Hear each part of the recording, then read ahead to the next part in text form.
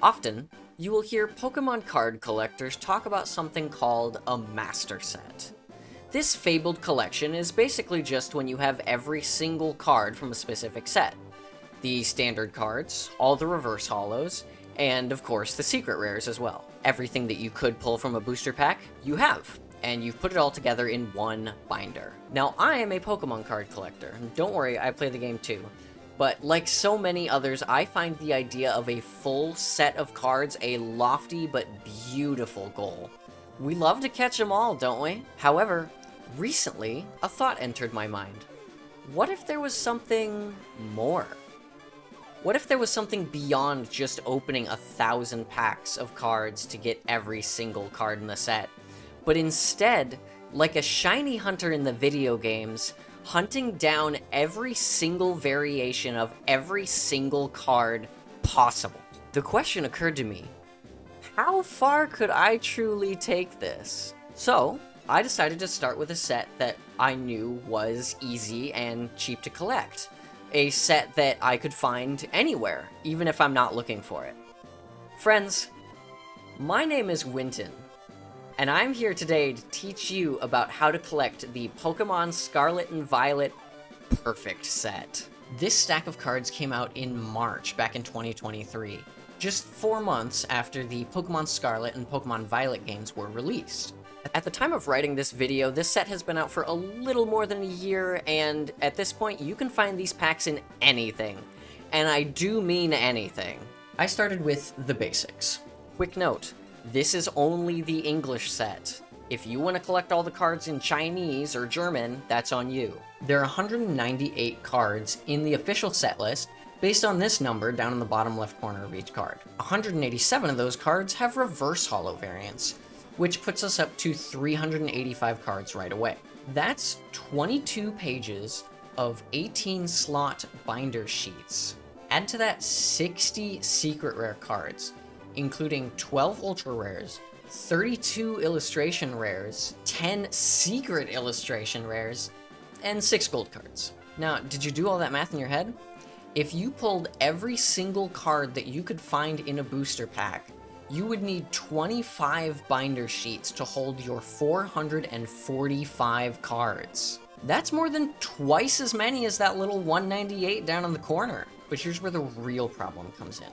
See, most of those cards are just alternate versions of the standard cards that fill out that count. But that 445 still isn't even close to counting every alternate version of every single card in the set.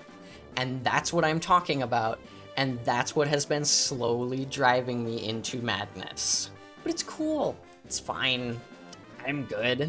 Let me explain something to the people who don't know a lot about the intrinsics of each set of Pokemon cards. See, the Pokemon Company doesn't want you to just buy loose packs. They're hoping you pick up all the other products too. There are decks and boxes and blisters and tins and more. And they've all got just one little alternate version of a card that you can't get anywhere else. These are all Scarlet and Violet cards too, so I'm adding them in. I've done the math. I'm gonna show my work. Let's go. First, I had to set a rule, because I like to be organized about my organization. What counts as a card that goes into a set? Well, it has to have the same name and the same card text as one of the cards from the original 198 in the set list. And it has to either have the same set symbol down in the corner or have the promo symbol on it. That's easy, right? Great. Now let me be more specific. A card counts if it is non-holo, reverse holo, standard holo, alternate holo, double rare, ultra rare, illustration rare, secret illustration rare, or hyper rare, or if it's a promo card with an alternate art or a different marking on it. Now, I'm going to go through these, and I'm going to do the math for you, and then at the end, I'll tell you what the final number is. First off, there are a bunch of non-holo versions of cards that would otherwise be holo. Some of these come from build-in battle boxes, but a few come from the battle deck products, like the Koraidon, Annihilate, and Cyclizar non-holos, which all come from the Lucario EX battle deck. Arboliva comes from the Kangaskhan EX Battle Deck, Indeedee from the Quaquaval EX Deluxe Battle Deck, Miraidon from the Ampharos EX Battle Deck, and the Hawlucha, which comes from the Zapdos EX Deluxe Battle Deck. Of course, there are a number of cards that work the opposite way, getting a holo printing when normally they would only be found as non-holos or reverse holos. These babies include just 4 cards, most of which can be found in the Paldea collection. Here's a fun fact. While you do need the Holo Greavard from the Mimikyu EX box, you don't actually need the Mimikyu EX itself, since it does not have a standard printing in the original set. There are also a few Pokemon that have alternate styles of Holos, like these. Interestingly enough, Cloth is the only Pixel Holo in the entire set, and also, now I gotta get a Costco membership? And don't forget your lunchbox, because if you do, you will not get your Cosmos Holo printings of Quaquaval, Meowscarada, and Skeledirge. Then of course, you need to get the Koraidon and Miraidon full art alternate printings, which means one of each Elite Trainer box specifically purchased from the Pokemon Center website so that you can get the ones with the little stamps in the corner. Remember those Build and Battle boxes from earlier? Well, you better make sure you get all 4 versions of them, because those 40-card decks that they contain have alternate art printings of Pawmot, Hawlucha, Revavroom, and Quaquaval. There are also 2 EX Pokemon that got promo printings. These are, predictably, Koraidon EX and Miraidon EX. You can get these boys out of the Paldea Legends tins, and it's the same CG model, just rotated a little bit. But it's a different card, so it fits. Oh, and guess what? If you want Scarlet and Violet cards, you can't just buy Scarlet and Violet products. You gotta buy Paldea Evolved, too. That's right, specific check lane blisters include promo cards from the SBI set with a new, old, holo variant. The Line Holo from Sword and Shield. Here's a quick note. It is almost impossible to see the line holo design on these cards, as the lines themselves are much thinner and finer than the designs were in the Sword and Shield era. I took a picture of the Dondozo cards that I own, and you can barely tell the difference between the standard holo and the line holo. But that's not all. You see, I was thinking about those promo cards from the Pokemon Center ETBs that have the little stamps on them, and I realized there are way more cards in this set that have stamp versions. The first one I thought of was, of course, the Booster Bundle from September of 2023. These are cute little 3-card packs that you were supposed to hand out on Halloween because candy rots children's teeth. Of course, some of us made sure to collect all 30 of those cards before they handed those packs out to the chitlins. Of those 30 cards, only 6 of them go into the Scarlet and Violet base set, and the only change that they add is a Pikachu jack-o'-lantern in the bottom right corner of the Pokemon's card art. I'm putting these in too. There are also 5 store-specific promos, which I honestly missed the first 4 times I ran through this list, but I'd love to move every card in my binder 5 slots over and then rewrite my entire script just to fix the math.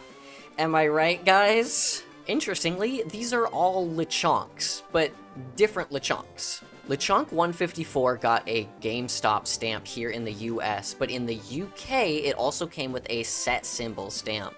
And on the other side of the planet, all the way down in Australia, there is an EB Games stamp version of it that you can get. And for some reason, this card is $50 online. Lechonk 155 got a Pokemon Center stamp promo, and you would get it if you ordered Scarlet and Violet cards around the time that it came out, specifically from the Pokemon Center online. The last one is Lechonk 156, which got a Scarlet and Violet set symbol stamp, and was available from Best Buy around the time the sets came out. Now, don't worry. I know I've talked about a lot of Pokemon cards, but we're getting pretty close to the end, so just bear with me. The last product that will put a stamp on your cards is everyone's favorite, the Pokemon Prize Pack series, which you can only get when you play local tournaments at certified game stores. These packs are fun, and they hold 6 cards, all of which bear a stamp of a Pokemon trainer holding a Pokeball, done in the style of the logos of most major sports organizations. There's just one quick little problem. Some of these cards include a version with a stamp and a version with a Cosmos holo printing with a stamp on top. This creates a whopping 55 more cards that fit into this set. Let's throw them in. Remember when I said there was one big problem? There are actually two big problems. And the second one is that at any point, Pokemon could just decide to release a 5th series of prize pack cards, which could add more cards from this set with the little logo on them, and it could destroy my organizational system and my card count and my binder layout. Love to think about that late at night as I lie in bed sleepless and stare at the ceiling. Okay, now, let's take a deep breath, because that is all of them. Have you been doing the math in your head along the way? Don't worry, I did it for you. The grand total, after counting every single card and every single variant with every single printing and every single stamp, is 547 cards. Yes, really. You would need a 31-page binder to fit all of these cards. I call this the perfect set. Now, where has all this research got me? Well, for one thing, I have a binder with only 30 pages in it that is honestly more empty space than cards at this point. I also have a 13-page list of every single card that would go into this set, and a couple of pie charts. For fun, but what you care about are the fun little things that I discovered while staring at every single one of these cards for hours on end. Let's go through some of the good stuff. Let's run through some interesting data highlights. First off is type distribution, which I made this pie chart for. I made one that included trainers too, but they take up 20% of the set, and I thought it would be more interesting to talk about the Pokemon, to be honest with you. Here are a couple interesting things right away, and we're just going to get this one out of the way first. There are 109 trainer cards in this set. After you take out all those trainers and the 2 gold energies that you can get from this set, you are left with a very interesting 436 actual Pokemon. Despite having only 5 cards that need to be found in products other than boosters, the Pokemon type with the most Pokemon in it is Grass, with a whopping 68 cards. Only 10 of these are double rare or higher. On the opposite end of the spectrum, the smallest type in this set is Steel, with only 15 cards. However, 4 of these cards can't be found in booster packs, and 4 of them are double rare or higher. The truth is, if you didn't get any EX cards and you only pulled from booster packs, you would wind up with just a measly little 8 cards in your Steel section. Now, I know that I said that Steel is the smallest, but technically it's Dragon, because there are no Dragon-type cards in this set. As for individual cards, I'm sure that you've noticed that a lot of characters and Pokemon have a number of variants, so I went through and counted those as well, and here are the top placers. First, the runner-ups. There are 4 different characters that have 6 cards each. That is Arven, Jacques, Quaquaval, and Flittle. Flittle is the easiest to collect because there are literally 3 different Flittle cards, none of them have any variants except the reverse holos. In 3rd place, we have a 4-way tie. This is because 7 cards each exist for Dondozo, Pawmot, Tarantula, and Greavard. In 2nd place, our silver medal actually goes to 2 different Pokemon. We have a tie between the legendaries. Koraidon and Miraidon each get 11 cards each. 5 of these are standards, and 6 of them are EXs, but in total, only 6 of these Pokemon cards can actually be found in packs, between each Pokemon. Finally, in 1st place, the one with the most cards out of anything in this set gets a stunning 12 cards. And actually, after my 6th run-through of this script, finding every little card, I should actually say number 1 spots, because yes, it's a tie again. One of our number 1 spot holders is an absolute classic, a card that belongs in every single deck.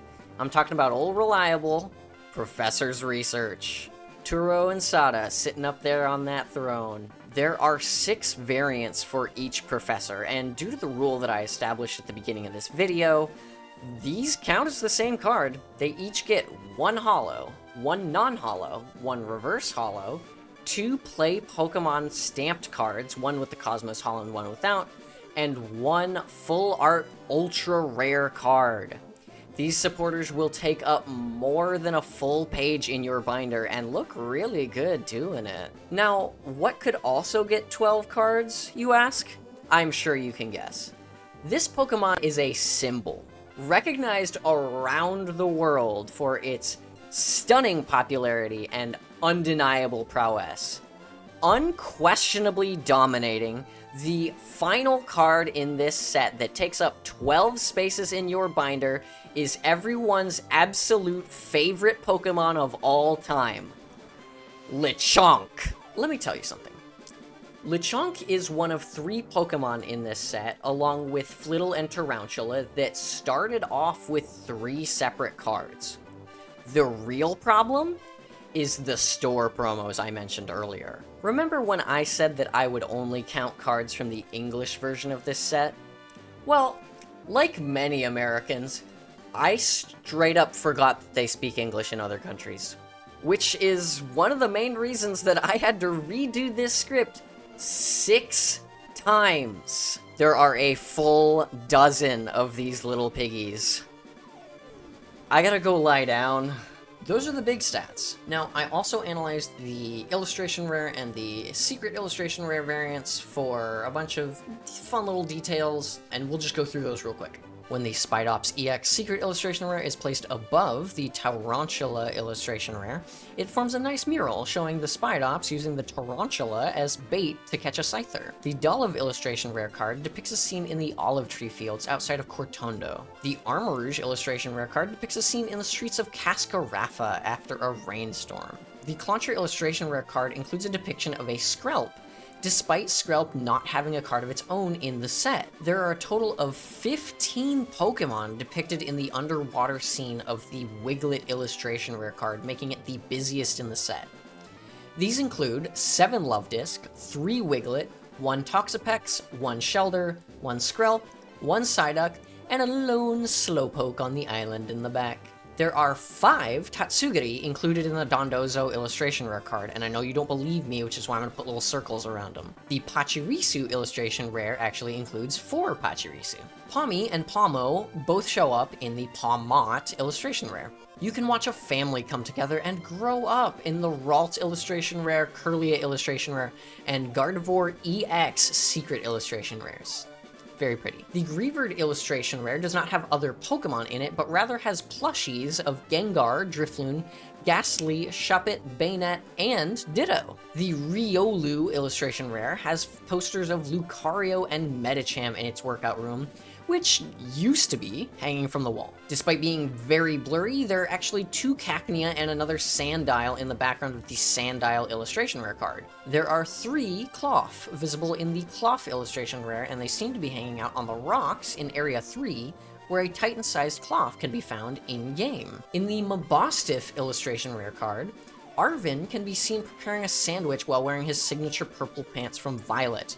This same scene can be seen from a few feet higher up in the Arven Secret illustration rare card. Theoretically, this is the same scene in the Arven Secret illustration rare card from the Paldean Fates set, where he is instead wearing his orange pants from Scarlet. The King Gambit illustration rare is one of the coolest cards in the set, depicting a King Gambit with 2 Bisharp, 1 at each side, and 10 Poniards, 4 of which are cut off by the borders of the card. There are 10 Starly in the tree branches of the Starly illustration rare card. The Squavit illustration rare card depicts a scene in your character's own house from the game, where a Squavit sleeps on your couch. The fridge, couch, pillow, curtains, and flowers all match the scene from the game. The Miraidon EX secret illustration rare very likely takes place in Levincia, as it is the only location in the game with multiple modern skyscrapers. It also features a Doxbun, who is a very good boy. The Great Tusk EX Secret Illustration Rare and the Iron Treads EX Secret Illustration Rare are both very likely set in the Asado Desert, where you first encounter those Pokemon.